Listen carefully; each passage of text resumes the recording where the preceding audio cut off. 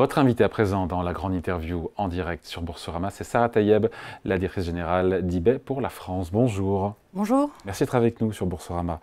Vous êtes arrivé il y a un petit moment déjà, vous avez rejoint eBay en 2013, vous en avez pris la tête en 2024. Qu'est-ce qui a changé en 11 ans chez eBay? Beaucoup de choses ont changé. Je dirais même en 30 ans, puisqu'on fête cette année nos 30 ans. 95 donc.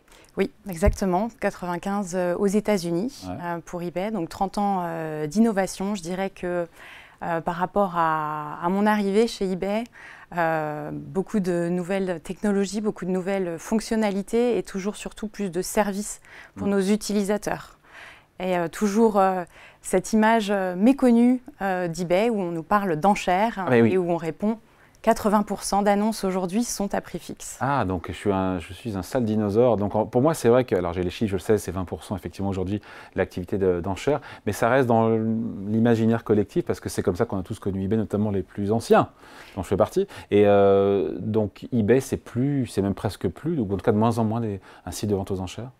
eBay, c'est la deuxième plateforme e-commerce dans le monde. C'est 134 millions d'utilisateurs dans 190 pays. En fait, on ne peut pas se définir que par ce format qui est nos origines, mais depuis lequel on a énormément évolué et encore une fois beaucoup innové. Parce que les ventes aux enchères étaient un peu en perte de vitesse aussi, parce qu'il y a des changements de comportement, de consommation, qu'il fallait évoluer avec les consommateurs. En fait, c'est un mode d'achat qui correspond à certains objets et moins à d'autres. Aujourd'hui, on a une approche sur des catégories qu'on a définies comme prioritaires, les pièces détachées automobiles, les objets de collection. Et bien, typiquement, sur des pièces détachées automobiles, on préfère acheter à prix fixe. Oui, bien sûr, bien sûr. Comment vous vous positionnez aujourd'hui par rapport aux mastodontes, au Bon Coin, au Amazon, au Vinted, etc. Comment vous vous positionnez ? Alors, la façon dont on veut se démarquer, c'est justement par l'innovation. Nous, on est une plateforme e-commerce et on tient à le rester. On est une pure place de marché.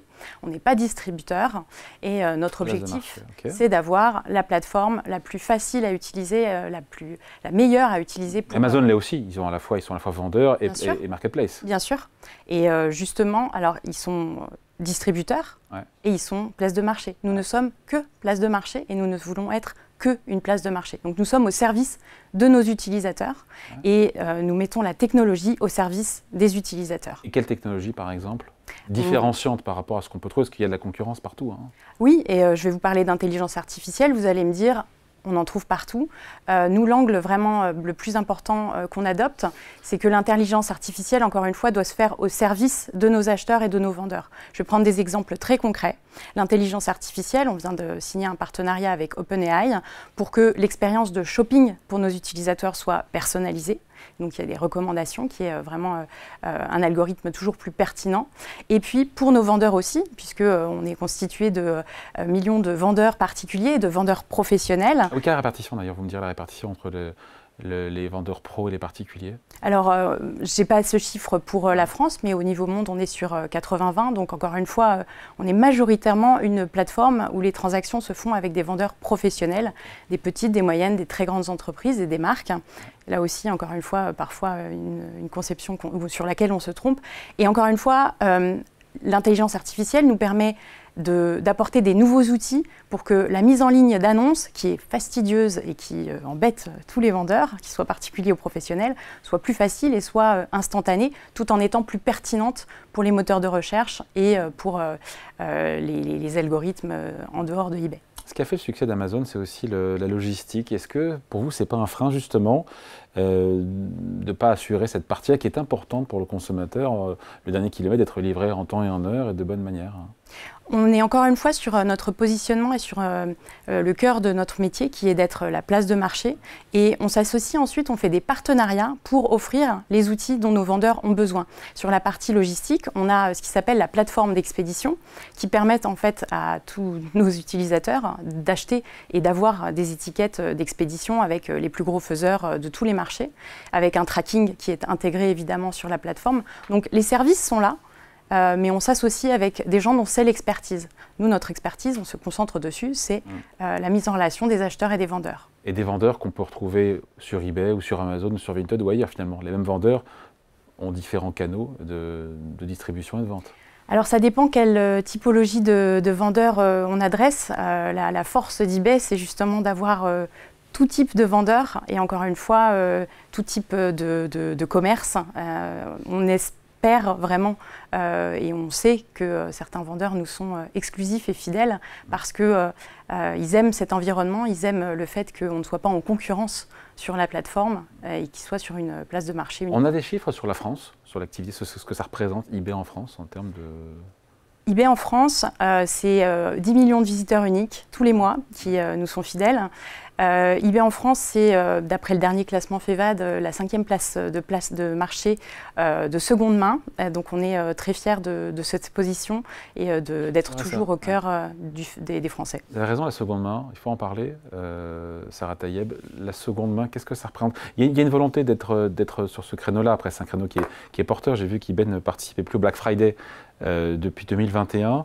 Il faudrait m'expliquer pourquoi, mais il y a ce besoin sociétal aussi de reconditionnement, d'achat de seconde main.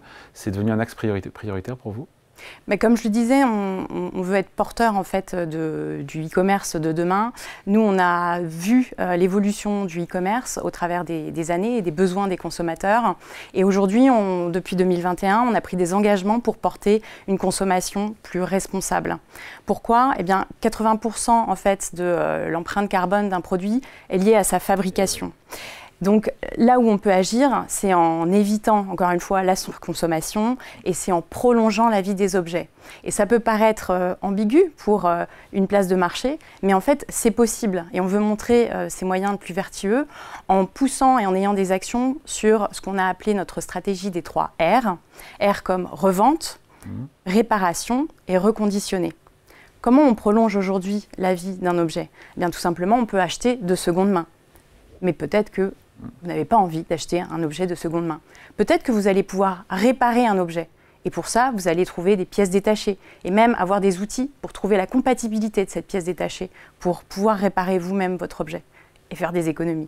Et enfin, si vous ne pouvez pas réparer vous-même, eh bien, il y a aujourd'hui un marché consolidé pour les produits reconditionnés qui s'étend sur de très nombreuses catégories qui vont vous permettre, encore une fois, d'acheter des produits dont c'est peut-être la seconde vie, mais qui ont été remis à neuf et qui bénéficient d'une garantie. Vous avez des partenaires qui font ça?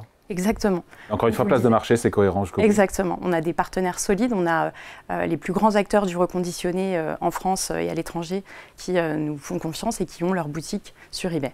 Et vous leur faites confiance aussi parce que c'est pas rien, je veux dire, s'assurer du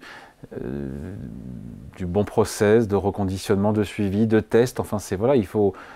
Tout le monde ne se vaut pas, comme dans toutes les industries, vous me direz. Hein. Comment s'assurer que le travail est bien fait aussi? Alors, on rencontre nos vendeurs, on est très proche en fait de nos utilisateurs et les grands acteurs du reconditionné sont des gens qui ont, qui sont des acteurs connus sur le marché, donc on a une relation directe. Ils offrent? Alors, la garantie légale de tout produit reconditionné en France est de 6 mois, mais la plupart des acteurs et des grands acteurs qui, encore une fois, ont boutique sur eBay, proposent 1 an de garantie, ce qui permet vraiment de rassurer les utilisateurs sur ce type de consommation. Après, on a conscience, on en parle souvent, les Français ont conscience des enjeux liés à la surconsommation, mais en même temps, c'est le paradoxe, c'est que les sites de fast fashion n'ont jamais aussi bien marché. Qu'est-ce que vous faites concrètement pour sensibiliser justement à cette surconsommation? Vous avez raison, et on le voit dans les derniers classements e-commerce, en effet. On a aussi envie de se faire plaisir. Et le message qu'on voudrait faire passer, c'est que cette notion de plaisir, elle n'est pas l'inverse de la consommation responsable. Au contraire, il faut les concilier. En fait, comment faire de cet achat qui est bon pour la planète un achat plaisir? Alors, il y a d'une part le besoin d'économiser, qui emmène des fois sur des plateformes à prix très bas. C'est un vrai sujet, ça. C'est un vrai sujet. Mais en fait, aujourd'hui, même pour réparer ma voiture, je peux avoir des pièces de réemploi et donc avoir un devis vraiment inférieur qui va à la fois m'apporter ce plaisir, cette économie, mais cette fierté aussi d'avoir accompli un geste plus responsable. Vous vous êtes fixé des objectifs en matière de seconde main, de reconditionnement? Alors aujourd'hui, on est déjà à 40% de notre inventaire sur la plateforme qui... 20% les enchères, donc 40% en marketplace et 40% de reconditionné. Voilà, donc on a aujourd'hui ce 40%, on espère dépasser en fait l'objectif des 50% dans les années qui viennent pour avoir vraiment une majorité en fait d'inventaire voué à C'est plutôt au classement sur le marché par rapport à vos concurrents. Ah oui, il y a des concurrents qui sont présents. La concurrence la plus farouche, elle est sur le neuf ou sur l'occasion? C'est une bonne question. J'ai envie de dire que ma concurrence, c'est le neuf pour porter une économie plus responsable. Si tout le monde se bat pour une économie, encore une fois, plus vertueuse et des produits qui vivent une plus longue vie, à ce moment-là, on est ensemble sur la bonne cause. Pour les collectionneurs, ça reste une plateforme eBay, il faut le dire, incontournable pour les collectionneurs. C'est franco-français, ça reste partout dans le monde pareil. Et quel type de collectionneurs pour quel type de biens? C'est un phénomène mondial, les collectionneurs. En France, je pense que c'est encore plus fort. Notre dernière étude IFOP montre qu'un Français sur 3 fait une collection, ce qui est quand même énorme. Et encore plus intéressant, un Français sur 2 entre 18 et 24 ans. Donc on a des fois l'image voilà, d'un collectionneur qui sera peut-être un peu plus âgé, mais c'est un phénomène toujours autant en vogue. Et c'est encore une fois... alors, c'est les nouvelles collections, puisqu'on se parle plutôt de cartes à collectionner, type Pokémon, ou bien les sneakers, les baskets de collection. Il y a même une approche d'investissement et de premier investissement sur ces collections, puisqu'on a vu le budget accordé aux collections qui a augmenté de 630 € l'année dernière. Donc augmenté à 630 € ou de 630 €? De 630 €. Donc on dépense plus de 3 000 € sur une collection par an. Donc c'est un vrai investissement. En France? Oui. Ce sont des chiffres de notre étude IFOP. Et encore une fois, c'est une catégorie prioritaire pour nous et eBay est vraiment la plateforme de référence si vous voulez acheter des cartes Pokémon. Sarah Taïeb, on parlait d'il y a 10 ans eBay. Dans 10 ans, eBay, ça ressemble à quoi? Dans eBay, je pense qu'on sera toujours cette place de marché à empreinte vraiment globale qui permet de se mettre en relation avec des acheteurs et des vendeurs dans le monde.